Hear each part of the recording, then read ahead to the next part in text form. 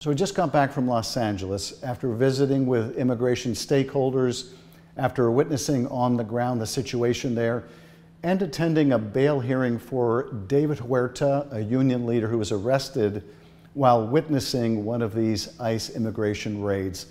Before I get into the situation in LA, Trump's calling out the military, I want to talk about the backdrop for all of this, and that is Donald Trump's promise of mass deportations, but most particularly his promise to focus on violent criminals. And we're going to start with the bad ones. And the local police will know the bad ones. They'll know their name and their middle name and their numbers, and they'll know everything. And we'll be able to work with the local police. Because it's the breach of that promise that's at the heart of a lot of these difficulties.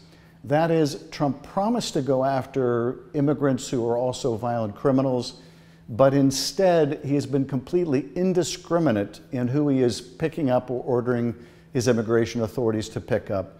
Months ago, for example, I met with farm workers. I met with the children of farm workers who had had their dads deported away from them, people who were stopped at traffic stops or at gas stations, people who had no criminal record whatsoever. We then witnessed ICE agents going to middle schools, going to hospitals. We're increasingly seeing ICE agents show up at immigration court proceedings and then grabbing people who are showing up for the proceedings as they're supposed to do. So they've gotten far away from the idea of focusing on violent offenders. Their practices deviate dramatically from past practices, and it's basically grab anyone they can, including grab U.S. citizens who look to be of Mexican origin. They're getting swept up in this. Some of them are getting arrested and finding it difficult to get themselves released, even though they are U.S. citizens. So in the midst of all this, in the midst of the White House's upset that they haven't been able to deport that many people, we see now raids like we did in San Diego a week ago, where ICE agents went to a restaurant, a popular restaurant in San Diego, and just indiscriminately did a raid there. That prompted a lot of the citizens in San Diego to push back, to protest, to express their deep dissatisfaction with the policies of the government. And that led to this past several days. Another set of indiscriminate raids at Home Depots, at other workplaces, and Los Angelenos taking to the street to protest these actions. Now, those protests started out very peacefully, and I think, in fact, the vast majority of people participating in those protests have been peaceful, but there have been some very violent actions. There have been the throwing of cinder blocks at police cars, the smashing and burning of these driverless cars, and other vandalism and a lot of graffiti vandalism. Some of that action appears to be, these equal opportunity agitators that seem to, like a moth to the flame, want to bring about their own mayhem and chaos, even though the immigration organizations and stakeholders have consistently urged peaceful, nonviolent protest. So these have been the circumstances in which Donald Trump, eager for a fight, called out the National Guard. Now, here's the thing about the National Guard. The National Guard is a military force that is under state command, but can be federalized. Almost always it is with the approval of the governor of a state, who makes a request of the federal government for the deployment of the Guard to deal with a domestic disturbance, like a protest that has gone out of hand, or the obstruction of government buildings. But here, there was no need to call out the National Guard. The governor didn't believe it was necessary. It wasn't necessary for local law enforcement. And the president, not only without seeking the approval of the governor, but over the opposition of Governor Newsom, nevertheless called out 2,000 National Guardsmen. Now, that hasn't happened since the mid-1960s.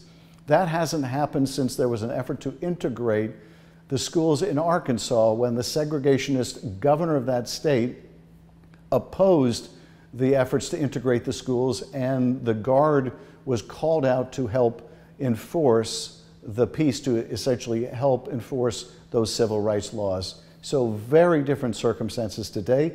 This is Donald Trump calling in the Guard where it was not needed, but calling in the Guard essentially to add fuel to the fire, knowing that it would be an incendiary and escalatory act.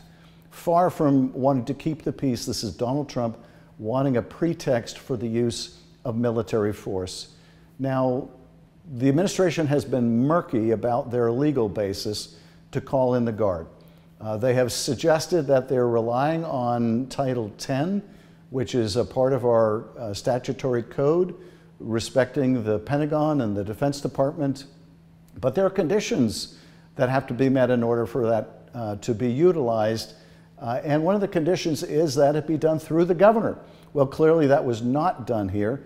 It also has to be necessary to enforce the laws in the midst of some obstruction or rebellion. That is also not the case here because local law enforcement, California law enforcement, was more than capable of dealing with this. But the president didn't stop with this unauthorized call for the federalizing of California's Guard.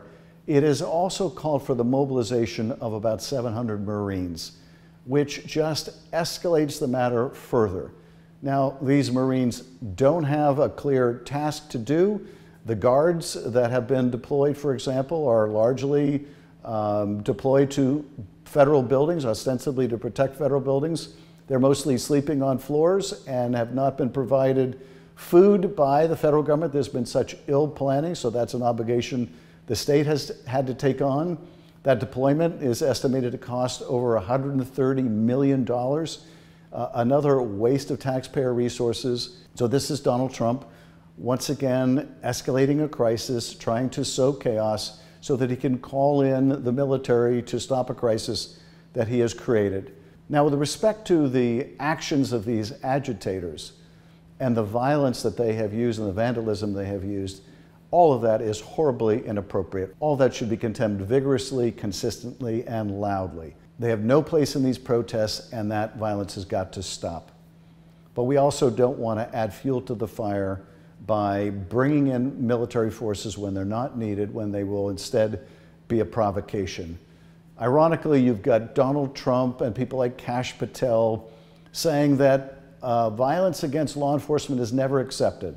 Well, I agree with that proposition, but they don't agree with that proposition because they were perfectly fine with violence on January 6th against law enforcement. In fact, the president's very first act was to pardon hundreds of people that assaulted police officers on January 6th. The irony, of course, was made clear during Kash Patel's confirmation hearing when I asked him if he could turn and face the Capitol police officers who were part of that department that was assaulted on January 6th and tell them he was proud of his actions in supporting those insurrectionists.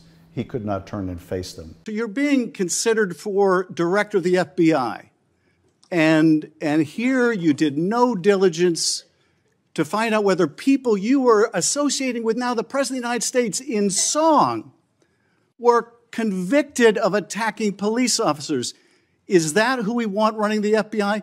I want you to turn around. There are Capitol police officers behind you. They're guarding us. Take a look at them right now. Turn around. I'm looking at you. You're talking to me. No, look at them.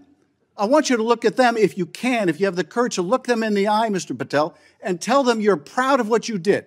Tell them you're proud that you raised money off of people that assaulted their colleagues, that pepper sprayed them, that beat them with poles. Tell them you're proud of what you did, Mr. Patel. They're right there. They're guarding you today. Tell them how proud you are. That's an abject lie, and you know it. I've never,